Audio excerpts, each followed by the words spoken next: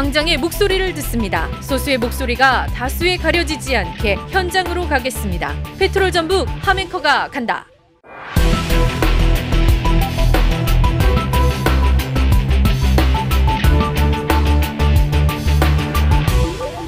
코로나19 속에서 의료의 현실, 더욱더 어려운 현실 속에서 많은 분들이 일을 하고 계시는데요. 자, 그런데 그 많은 분들 가운데 전북에서 근무하는 간호조무사 10명 중 8명은 코로나19 영향 탓에 업무상 불이익을 경험한 것으로 조사가 되었습니다. 왜 이런 불이익을 받고 있는 것인지 오늘 함앵커 현장 취재, 먼저 전라북도 간호조무사회 최영란 회장을 만나겠습니다. 회장님 안녕하세요. 안녕하세요. 저희가 1239명 정도가 저희가 있고 다양한 곳에서 일을 하시고 계실 것 같아요. 네. 예. 거의 전북 지역의 모든 의료기관에 간호조무사들이 다 있다고 보시면 되고요. 예를 들면 좀 이해를 돕기 위해서 말씀을 드리면 전북 지역 도내 종합병원에 원광대병원, 전북대병원, 예수병원, 대자인, 호성, 예를 들면 고려병원 이렇게 있고 요양병원의 경우에는 의료법에 의해서 3분의 2가 간호사를 대체할 수 있도록 되어 있어요. 네.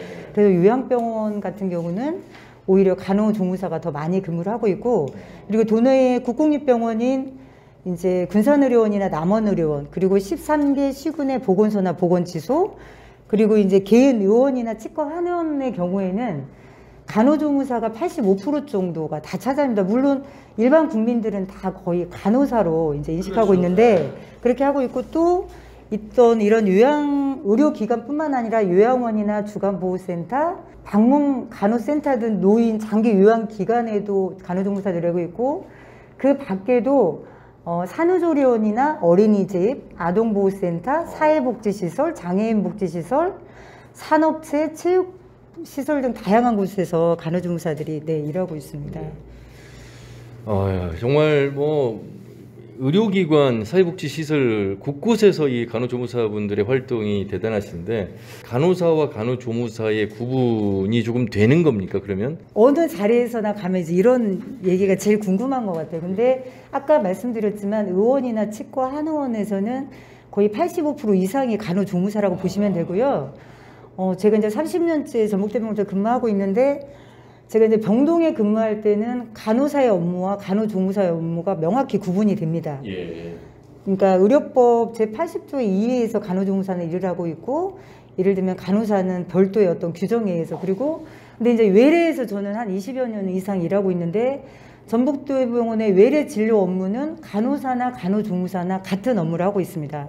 그리고 요양병원에서도 입원 병동에서 간호사와 간호조무사의 업무가 크게 다르지 않은, 예를 들면 요양병원에서 오히려 이제 저희 그 협회 이사님 중에 한 분이 요양병원에 오래 있다 보니까 이제 신규 간호사가 오면 그 간호사의 어떤 업무를 교육을 하는, 예를 들면 업무를 교육을 하는, 그리고 주사 관련해서도 그래서 막 계속 보조인력 대체를 이렇게 하지만 실제로는 요양병원의 병동 업무에서 간호사와 간호조무사의 그 근무별 아침 근무가 있고 점심 근무가 있고 저녁 근무가 있는데, 예를 들면 요양병원에는 차팅까지 하는, 그래서 이렇게 크게 이제 구분이 되어 있지 않고, 제가 그 병원에서 중환자실에 근무할 때는 확연하게 정말 이렇게 물로 칼로 물 베듯이 이렇게 명확하게 구분되어 있는 경우는, 예를 들면 대학병원의 중환자실의 경우에는 굉장히 중증 환자들이 있다 보니까 간호사의 업무와 간호조무사 업무가 분명하게 구분이 되어 있습니다. 그래서 환자에 대한 어떤 전문적인 기본 간호는 간호사들이 하고, 그 환자의 어떤 기본적인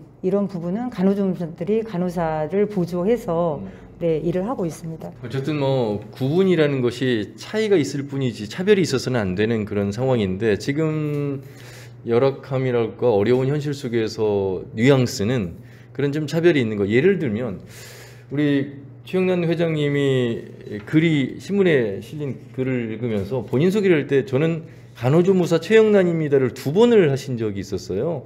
그래서 이거는 어떤 메시지가 있을까. 병원 내에서 호칭을 선생님이라고 부르자고 했는데 간호조무사는 제외됐던 적에 대해서 언급을 하시는 게 있어서. 왜냐면 저희가 이제 코로나 있기 전에는 지역에 7,000명에서 8,000명 정도 저희가 보수 교육을 했어요. 근데 이제 거기에 이제 정책 강의는 이제 제가 강의를 하게 됐는데 간호조무사인데 간호조무사라고 떳떳하게 나서지 못하는 우리 간호조무사 회원님들을 보면서 저는 제가 회장을 하게 된 이유 중에 첫 번째, 두 번째, 세 번째 이유가 그거입니다. 내가 간호조무사인데 내가 간호조무사라고 말할 수 없는 어떤 사회적 환경, 그리고 아무리 사회적 환경이라고 하더라도 본인 스스로 좀 나섰으면 좋겠는데 그러지 못하는 우리 회원들을 보면서 너무 안타까웠습니다. 그래서 제가 제 이름을 소개할 때 채용란도 뺐습니다. 저는 보건의료인 간호조무사입니다. 저는 보건의료인 간호조무사입니다. 라고 인사를 하고 시작을 했습니다. 그리고 이제 물론 다른 조직도 마찬가지지만 어쨌든 어떤 조직 내에서 서로 어떤 상호 보완하고 협력하고 통합했을 때 어떤 시너지 효과가 날 수 있잖아요. 특히나 이제 병원의 경우는 더 그렇고, 그래서 원장님이 바뀌시면서 전체 전 직종을 다 우리 선생님으로 칭하자 했는데 저희 어느 한 직역에서 저희 간호조무사한테만 선생님이라고 하지 않았습니다. 그래서 저희 간호조무사 회에서 원장님을 찾아가고 그 병원 관리자를 찾아가서 말씀을 드렸지만 이게 처음에는 수용이 되지 않았습니다. 그래서 다시 찾아갔을 때 이제 다시 선생님으로 이렇게 바뀌게 된. 그래서 저는 이렇게 단순히 호칭의 문제가 아니라 아까 이제 앵커님께도 말씀하셨지만 저는 분명하게 의사와 간호사, 간호조무사 차이는 있을 수 있다고 생각합니다. 근데 그 업무에 따라서, 직책에 따라서 차별이 있어서는 안 된다고 생각합니다. 근데 그런 차이가 있었던 게 좀 많이 안타깝고 속상하고 한 조직원으로서 사기도 좀 저하시키는 그런 게 좀 안타깝습니다. 저희 병원 같은 경우에는 일반 병원을 다 소개를 하고 없애고 다 전담병원으로 바뀌었기 때문에 코로나 확진 환자나 자가격리 환자를 받고 있었습니다. 네네.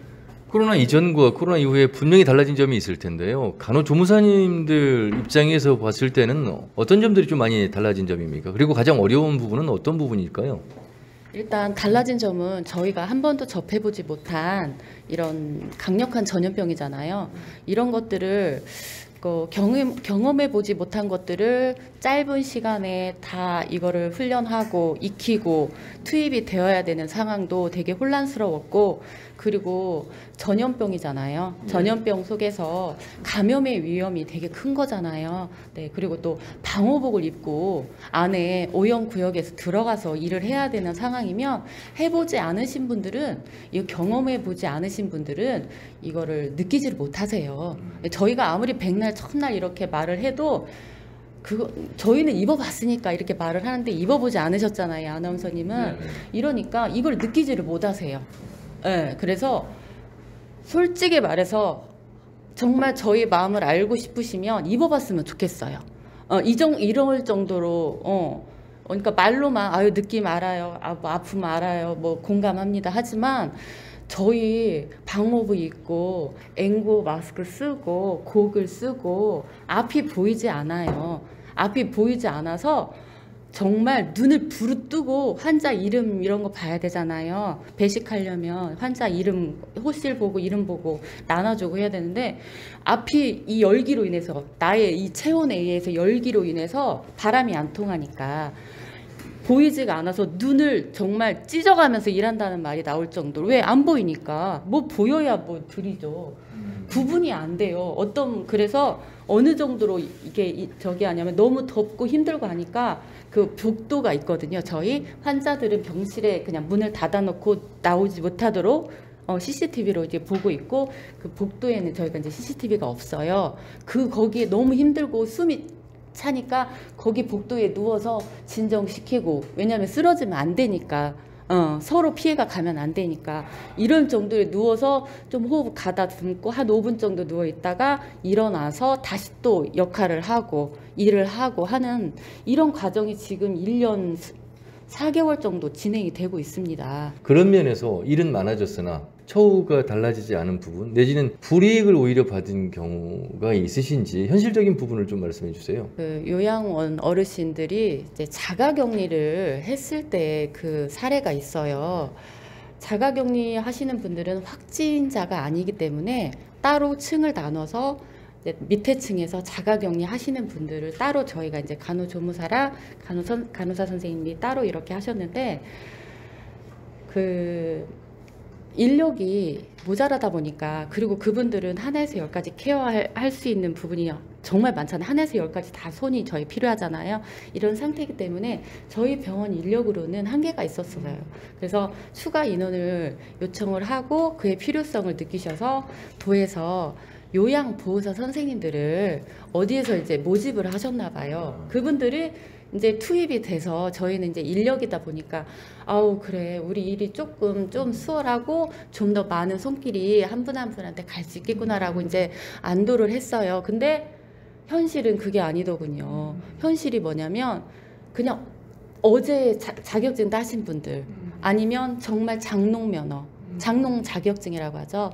아예 실 업무는 하지도 않은 70대 어르신, 기저귀 한번 갈아보지도 않은 70대 남자 선생님, 70대 여자 선생님 그런 분들이 오셔가지고 저희 간호 이제 일단은 병원별로 이렇게 다 분류가 됐겠죠. 몇 명 파견이 됐겠죠. 근데 데이, 이브닝, 나이트 이렇게 있으면 간호조무사 선생님이 2분 있으면 2분을 더 투입을 해서 저희하고 이렇게 손을 발을 맞춰서 같이 해서 케어를 하라고 취지는 좋았으나 전혀 실상 이게 업무가 안 되다 보니까 해보지도 않은 사람, 기저귀 어떻게 끼울지도 못하는 사람을 방호복 입고 N95 마스크 쓰고 저희가 안에 들어가서 선생님 이거 이렇게 하시고요, 이분은 이렇게 세우시고요, 이렇게 뉘시고요, 돌리시고요, 이거를 하니까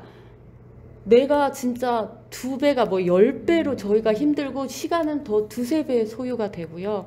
저희 그때 너무 힘들어가지고 그때 사직의 욕구가 정말 분출했습니다. 욕구가 너무 많았고요. 그리고 이제 돈적인 수당 면에서도 저희는 그냥 일단 월급 병원에서 주는 급여로 인해서 그냥 그걸로 일을 했는데 그 요양보호사 선생님들은 뭐 일당 교육비 교육하는 날은 하루는 25만 원, 그 다음날 일당은 18만 원이래요.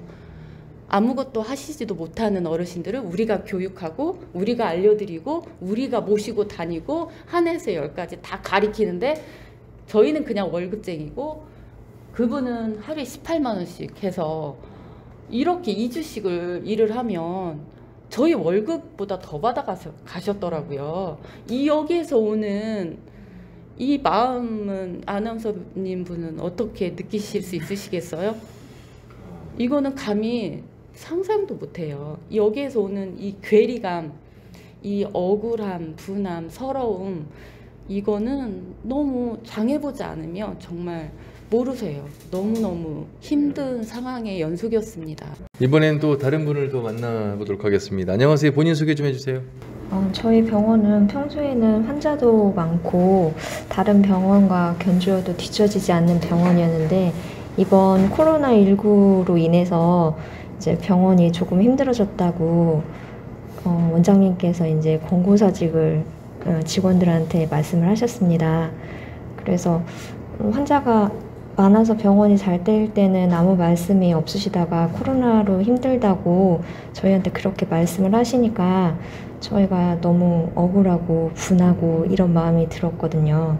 근데 더 잔인한 거는 이제 가족처럼 잘 지내는 저희 직원들에서 나갈 사람을 정해서 저희 보러 정하라고 이렇게 말씀하셔서 저희가 어디 도움을 요청할 때도 없고. 몇 분이 근무를 하시는데 몇 분이 그만두셔야 되는 상황이었습니까? 5명 정도 일을 하는데 2명 정도는 나가달라고 하셨거든요. 저희는 힘이 없으니까 그냥 일단 저희가 강구해낸 건 5명이 이렇게 사이도 좋고 하다 보니까 관둘 수 있는 상황은 아닌 것 같고요. 누구를 지정해서 관둬야 하게끔 할 수 있는 상황은 아닌 것 같아서 저희 월급을 줄여서라도 5명이 함께 있기로 결정을 했습니다. 개인 병원에 있는 사람들은 고용의 불안을 안고 일을 하기 때문에요. 일도 손에 잘 안 들어오고 애사심이 좀 떨어집니다. 그러니까 개인이 운영하는 그런 병원에서 일을 하실 때 간호조무사분들은 계약직으로, 그러니까 1년 단위 내지는 2년 단위 이런 식으로 계약을 하십니까? 아니면 어떤 형태로, 어떤 형식으로 지금 일을 하고 계실까요? 1년 단위로 계약을 합니다. 병원마다 틀리겠지만 저희는 1년 단위로 계약을 하고 있습니다. 그러면 1년 후에 또 재계약을 해야 되고, 그렇게 되면은 여러 지금 계약 근로직에 근무하시는 분들처럼 퇴직금 문제나 보수에 있어서의 지급이 좀 정규직 직원과는 다른 측면이 있을 텐데, 역시 개인 병원도 마찬가지일까요? 개인 병원은 그냥 최저임금을 받으시면 된다고 생각하시면 되고요. 1년 근무했을 때는 퇴직금 정산은 해주십니다. 이번엔 또 다른 간호조무사 선생님을 만나겠습니다. 안녕하세요. 저는 고등학교 때 취득을 해가지고 지금 몇 년째 일을 하고 계세요? 3년 정도 3년째. 이직도 하고 지금은 다니고 있어요, 한 직장에. 처음에는 고등학교 때는 이제 취업으로 나갔다가 이제 성인 되고 나서는 2번 옮겼어요. 네. 좀 더 일찍 그냥 사회생활을 하려고 딴 거였거든요. 근데 직장에 나가서는 저보다 훨씬 더 많은 선생님들도 그렇고 저랑 비슷한 연령대의 학원에서 따는 간호조무사 선생님들도 그렇고 좀 차별 많이 받는 그런 것 때문에 많이 힘들어 하셔서 다들 저보다 더 많이 나이가 많으신데도 못 버티고 이직하는 경우를 많이 뵙기도 했고, 그래서 많이 다들 못 버티고 많이 이직하시는 것 같아요. 그냥 내과 이런 데가 아닌 막 성형외과나 이런 그 미용 목적인 병원은 아무래도 연령대가 좀 어리시단 말이에요. 그러시면은 좀 코칭 같은 부분도 선생님 이렇게 안 하고 그냥 큰 병원 같은 데는 선생님 이렇게라도 해주시는데 그냥 야 너 아니면 이름 부르시거나 그렇게 하시고, 아니 팔도 뚝 치시기도 하시고, 그냥 환자분 앞에서도. 우리 선생님이 직접 경험하신 걸 가지고 이야기하시는 거죠. 네, 그렇게 하세요. 그러니까요. 가장 좀 어떤 점들이 좀 개선이 됐으면 좋겠고, 어떤 점들이 좀 달라졌으면 좋겠는지 좀 말씀을 해주신다면요. 간호조무사라는 직업 자체가 사람들한테 인식이 좀 별로 좋지 않잖아요. 간호사는 그래도 대학교 나와서 취득하는 면허고, 간호조무사는 사람들이 쉽게 딸 수 있는 자격증이라고 생각을 하니까 그냥 환자분들도 무시하시는 게 크단 말이에요. 그래서 원장 선생님들도 막 야 너 이렇게 하시고, 환자분 앞에서도 호칭을 제대로 안 해주시니까 환자분들이 같이 무시를 하시는 거예요. 네, 그러시니까 막 그냥 병동에서 실습할 때 봐도 간호조무사 선생님들이 좀 많이 힘들어하세요. 그냥 실습생한테 알려주시는 건데도 환자분들이 막 엄청 그냥 편하게 막 주사도 그냥 막 빼달라고 하시고 엄청 막 그냥 함부로 하세요, 환자분들이. 그러니까 신뢰하지 못하니까 네. 주사 안 맞겠다. 네. 좀 뭐 이런 그런 표현까지. 선생님한테 맞겠다. 이렇게 하시는 분들도 계시고 그러셔가지고 간호조무사 선생님들이 정말 많이 노력하시는 부분도 있는데, 어떨 때 보면 간호조무사 선생님들이 진짜 더 나이도 많으시고 경력이 진짜 많으시니까 훨씬 더 잘하실 때가 있으시거든요. 근데 그럴 때 보면은 조금 이제 잘 호칭이랑 그런 것도 환자분 앞에서 좀 잘 해주셔야 되는데, 간호조무사 선생님들이 노력하는 거에 비해 무시하시는 게 크니까 인식 개선이 좀 안 되고 있는 것 같아가지고 간호조무사 자격증 취득하시는 분들이 좀 힘들어하실 것 같아요. 그래서 그런 게 개선돼야 할. 좀 함께 좀 서로를 존중하면 좋을 텐데 그게 그렇게 어렵나 이런 생각이 들고. 그냥 환자분이 선생님 이렇게 하면은 그게 더 어색할 때가 있었어요. 그냥 오히려. 네, 나이 많은 할머니가 누구 선생님 하면은 절 부르는 게 아니라 저기 수간호사 선생님 부르는 건가 하고 안 쳐다보다가 저희 선생님 하면은 그때서 쳐다볼 때 있었어요. 그러니까 얼마나 선생님에 대한 호칭을 듣지 못하셨으면 오히려 환자분이 선생님 하고 불렀을 때 자기가 아닌 누군가 다른 사람이겠지라고 생각할 정도 그렇게 호칭을 듣지 못했다 이런 말씀이시네요. 아유. 자, 이번에 또 다른 간호조무사 선생님을 만나보도록 하겠습니다. 안녕하세요. 본인 소개 좀 해주세요. 안녕하세요. 저는 익산 그냥 개인 병원에서 근무하고 있는 간호조무사입니다. 올해로 일하신 지 얼마나 되셨어요? 4년 차 됐어요. 저는 근로계약서를 전혀 법적으로는 위반되지 않는 계약서라서 서명을 했는데 이제 연차 월차를 잘 못 쓰고 이런 그러니까 휴가를 사용할 수 있는 조건도 안 되고 요새 코로나19 때문에 이제 장례식장을 갔다 왔는데 거기 이제 사람들 많이 접촉해가지고 그 자가격리를 해야 되잖아요. 근데 그것도 이제 연차로 쓰라고 네, 본인 그렇게 쓰라고 하고. 그러니까 보통은 이제 물론 그러니까 노동조합이 없고 작은 사업장이다 보니까 이제 사실은 그러니까 이렇게 저희한테 이제 문의가 오면 저희가 이제 보건의료노조 전북본부나 아니면 중앙에 이제 그 노무사 상담을 해서 연락을 드려서 굳이 이렇게 하지 않아도 되고 법적으로 위배가 된다고 하지만 근데 이제 우리 회원님들 같은 경우는 원장과의 관계에서 1대1의 관계잖아요. 그리고 약자에 그러다 보니까 그냥 어쩔 수 없이 이렇게 쓸 수밖에 없는 사례가 간간히 저희 협회 사무실로 문의가 상담일지를 제가 이제 회원들한테 봤는데 그런 경우가 있었습니다. 네. 그럼 단순히 그냥 일을 하시고 급여 명세서는 그럼 받습니까? 아니요, 받지 않아요. 그냥 딱 통장에 금액만 적혀. 계약한 내용에 그냥 그 금액, 그 이상도 이하도 아닌 그 금액만 받고 급여 명세서는 없는 현실이고요. 그럼 다음 달 내지는 내년에 대한 기대도 역시 할 수 없는 그런 상황인가요? 그런 상황이죠.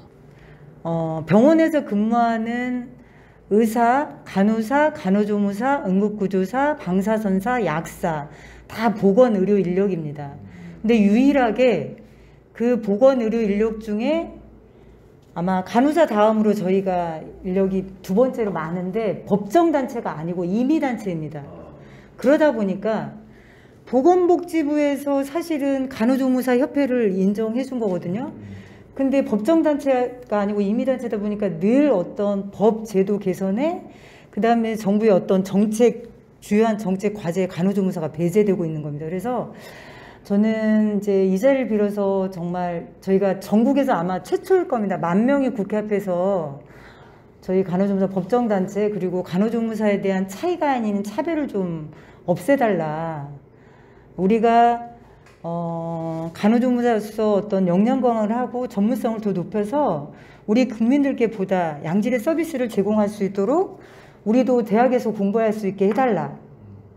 이런 요구를 계속 거의 한 40년, 50년 동안 외치고 있습니다. 그래서 이 자리를 빌어서 그 국회의원이시나 아니면 이거 관계자분들께서 좀 관심 있게 귀 기울여 주시고 그리고 도민 여러분께 그리고 이 자리를 빌어서 감사드립니다. 어쨌든 제가 그 아프리카 그 속담에 우분투라는 말을 언제부턴가 좋아하게 됐습니다. 당신이 있기에 내가 있다. 그러니까 뭐냐면 저는 이 공간에서도 그렇고 병원 의료 인력 현장에서도 어느 곳에서나 상대방에 대한 어떤 존중, 배려 그리고 사실 그렇잖아요. 사람들이 공동체를 만들어 살아가는데 나 혼자 있으면 나만 잘내면 나만 잘 먹고 잘 살면 아무런 의미가 없잖아요. 그래서 정말 당신이 있어서 내가 있고 내가 있어서 당신이 있는 어떤 이런 문화가 좀 형성이 됐으면 좋겠다 이런 말씀 드리고요. 끝으로 전국에 있는 81만 간호조무사 그리고 전라북도 1만 간호조무사님들께 이 자리를 빌어서 간곡히 호소드립니다.